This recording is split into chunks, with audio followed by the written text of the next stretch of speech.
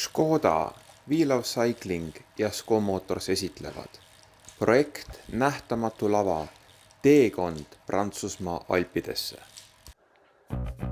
Milline on minu tavaline päev? Ärkan ilma kellata, tavaliselt umbes 7 paiku, siis tõusen, väiksed protseduurid, joon klaasi vett ja võtan vitamiine. Neid on mul hetkel rohkem kui tavaliselt. Siis panen kohvivee, teen venitusi ja erinevaid harjutusi. Söön hommikust.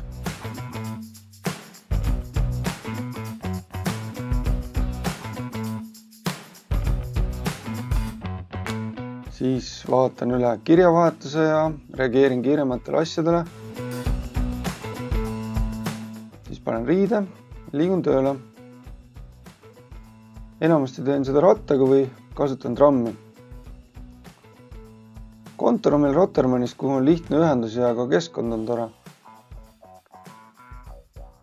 Tegelen igapäevaselt ettevõtete nõustamisega brändingu ja tootearenduse vallas ning töötan paralleelselt umbes 5-6 meeskonnaga eri maailma paigus. Kuna dokumendid liiguvad digitaalselt ja meeskonnad on igal pool laiali, siis tihti juhtub ka seda, et kontoris väga palju ei käida.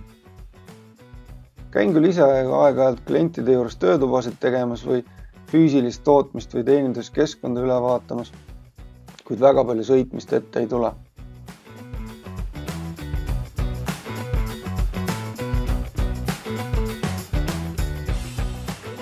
Kui päev saab õhtusse, siis rüpan taas ratta selga ja koju. Kuna täna on kolmapäev, siis on õhtu sisustatud rattavõistlusega. Maastikuratta kolmapäevak on juba 19 aastat toimunud sari, mida Škoda ja SCO Motors on juba aastaid aidanud korraldada ja millest ma olen ise algusest saati osa võtnud. Kui esimestel aastatel startis umbes 20 ratturit, siis nüüd on igal teisel kolmapäeval umbes 200 osalejat, kes kõik on tulnud oma rattasõiduoskusi lihvima ja ägedatest radadest osa saama.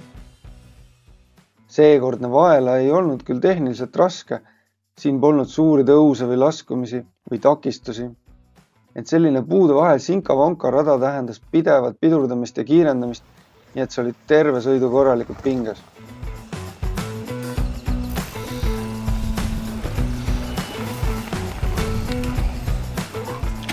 Kui sõit tehtud, siis enamasti pisut muljetad teiste sõitjatega, ratas autosse ja koju. Ja kodus riided ja ise pessu, õhtusöök, väike male ja siis võtad natuke uuemat filmikunsti kaela. Ja ongi päev läbi.